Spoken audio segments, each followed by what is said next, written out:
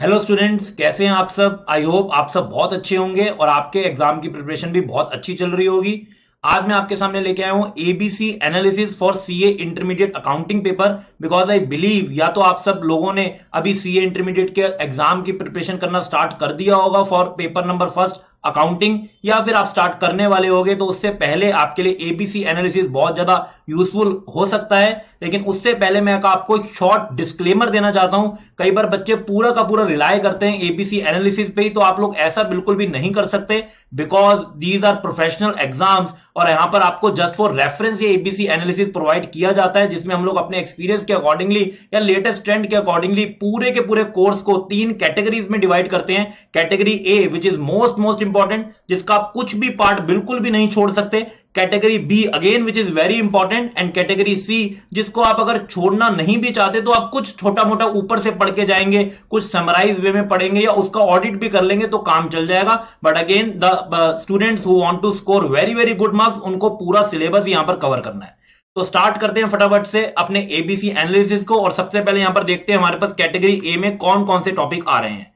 तो सबसे पहले अब यहां पर कैटेगरी ए की हम लोग बात करें तो यहां पर जितने भी टॉपिक हैं वो बहुत ज्यादा इंपॉर्टेंट है और ये मेजर चंक या मेजर पार्ट आपके एग्जाम का कवर करते हैं। और इसमें देखते हैं फटाफट से कौन कौन से टॉपिक हमने कवर किए हैं। सबसे पहले है इन्वेस्टमेंट अकाउंट, जिसका पक्का पक्का आपके एग्जाम में क्वेश्चन आएगा ही आएगा, तो आपको बहुत अच्छे से इस टॉपिक को कवर करके जाना है। Next is insurance claim. अब चाहे वो इंश्योरेंस क्लेम में लॉस ऑफ प्रॉफिट की बात हो, या फिर वो लॉस ऑफ स्टॉक की बात हो, या फिर कोई कॉम्प्रिहेंसिव क्वेश्चन भी आ सकता है जिसमें दोनों के दोनों एस्पेक्ट को यहां पर कवर किया जाएगा, चाहे वो लॉस ऑफ प्रॉफिट हो या फिर वो लॉस ऑफ स्टॉक हो। तो आपको ये वाला टॉपिक भी बिल्कुल बिल्कुल अच्छे से करके जाना है।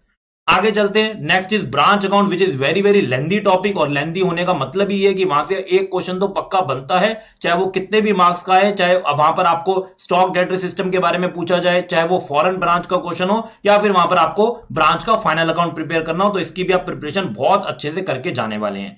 Again next is single entry system, जिसको हम लोग अकाउंटिंग फॉर इनकम्प्लीट रिकॉर्ड्स भी बोलते हैं, जिसमें आपका बेसिक पूरा का पूरा टेस्ट होता है कि आपको अकाउंटिंग कितने अच्छे से आती है, आप कितने अच्छे तरीके से लेजर अकाउंट्स प्रिपेयर करते हैं, debtors account, stock account and everything. तो यहां पे भी पक्का पक्का आपसे क्वेश्चन जरूर आपके एग्जाम में पूछा जाएगा। Next is which is very very short topic, लेकिन उसमें से भी एक क्वेश्चन एक्सपेक्टेड है। The name of the topic is redemption of preference shares.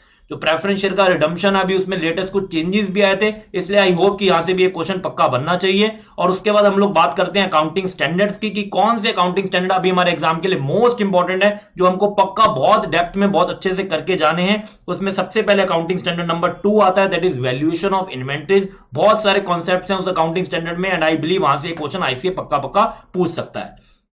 Next is AS10 property plant and equipment, AS11 the effects and changes in foreign exchange rate, और फिर हमारे पास आता है AS16 that is borrowing cost. तो ये सब accounting standard को आपको बहुत प्रायोरिटी पे बहुत अच्छे से पढ़ना है। फाइन। सो अब हम लोग चलते हैं नेक्स्ट कैटेगरी पे, that is category number B.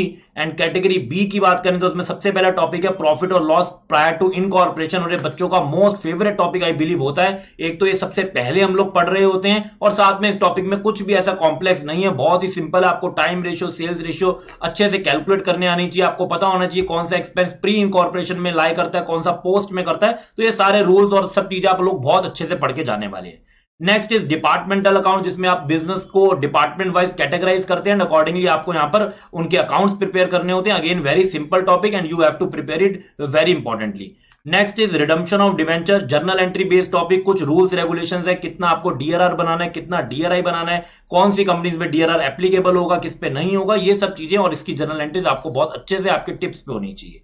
Financial statements of a company, अब you are going to become a chartered accountant और आप कल को कंपनी के फाइनेंशियल स्टेटमेंट या फाइनल अकाउंट्स भी प्रिपेयर करेंगे। So again it is a very important topic. यहां पर इंस्टीट्यूट टेस्ट करता है आपकी प्रेजेंटेशन स्किल्स, क्या आपको सारे हेड सब हेड अच्छे से पता है, क्या आप किसी कंपनी की financial statements, even statement of P&L अच्छे से प्रिपेयर कर सकते हैं। इसलिए एक्सपेक्टेड है यहां से भी आपको कोई क्वेश्चन आ सकता है, और इवन यहां से तो आपको बहुत ज्यादा मार्क्स का भी एक क्वेश्चन पूछा जा सकता है। नेक्स्ट बात करते हैं हायर परचेज अकाउंटिंग की, हायर वेंडर वगैरह के आपको यहां पर अकाउंट बनाने होंगे, एसेट अकाउंट बनाना होगा।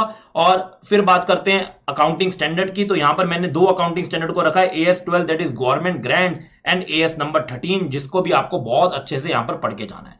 ओके, AS13 ऑलरेडी आपका इन्वेस्टमेंट अकाउंटिंग के साथ कवर हो ही जाएगा अगर आप उसको पैरेलली करते हैं, बट AS12 गवर्नमेंट ग्रांट आपको अच्छे से जरूर जरूर पढ़ के जाना है।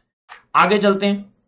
Last category that is category number third और कैटेगरी नंबर सी, जिसमें कैश फ्लो स्टेटमेंट आता है, जिसका जनरली क्वेश्चन काफी बेसिक होता है। और क्योंकि हम ये टॉपिक +2 में भी पढ़ के जा चुके होते हैं, दैट इज क्लास 12th में, तो यहां पर भी अगर हम लोग ठीक ठाक लेवल पे नॉलेज रखते हैं तो हम कैटेगरी सी को भी आराम से पेपर में अचीव कर पाएंगे। And next is bonus and right issue, बहुत ही ज्यादा छोटा सा टॉपिक है, कुछ जर्नल एंट्रीज हैं, कुछ स्टेटमेंट्स हैं, कुछ वर्किंग नोट्स हैं, अच्छे से आप लोगों को पढ़ना है जिससे कि आप पूरा पेपर अच्छे से कवर करके जाओ। मैं कैटेगरी नंबर सी को भी किसी भी मायने में अंडरमाइन नहीं कर रहा, मैंने आपको पहले ही डिस्क्लेमर दे दिया, बट यस आप कैटेगरी सी के क्वेश्चन देख के भी चले जाएंगे तो आपका काम बन जाएगा, no issue for that. But you all know कि अकाउंटिंग एक पहला पेपर होता है, वो आपके कॉन्फिडेंस को बूस्ट करने में बहुत इंपॉर्टेंट रोल प्ले करता है। तो आई एक्सपेक्ट कि आप एक डे एक्स्ट्रा चाहे जरूर ले लें, बट आपके अकाउंटिंग के पेपर से पहले ही आपका जो कॉन्फिडेंस लेवल है वो बहुत ज्यादा हाई होना चाहिए। बात करते हैं थ्योरी की। थ्योरी का मतलब कुछ छोटे मोटे इधर उधर का बेसिक क्वेश्चन आपसे पूछ लिया, अकाउंटिंग की रेलेवेंस कहां पर है, क्या अकाउंटिंग के ऑब्जेक्टिव हैं, वो सब चीजें थ्योरी में कवर हो सकती हैं। अगर उसका कोई क्वेश्चन एक आधा आया तो आपके एग्जाम में अपीयर हो सकता है। And last accounting standard AS1, again very very simple accounting standard. And AS3 that is cash flow statement, जो अगेन आपके टॉपिक के साथ ही कवर हो जाता है। तो अगर यहां पे इंस्टीट्यूट कोई आपको क्वेश्चन देता है तो फिर वो AS3 का नॉर्मली क्वेश्चन अलग से नहीं पूछता, वो एक ही क्वेश्चन पूछता है, इधर वो एक AS बेस्ड क्वेश्चन बना के देगा या वो practical question cash flow statement का अलग से पूछ लेगा। तो आई होप आप लोग पूरी मेहनत कर रहे होंगे और लास्ट पंच मारने के लिए बिल्कुल तैयार बैठे होंगे। Okay, so again a very good luck, all the best to all of you. I hope you will come out with the flying colours, all the best.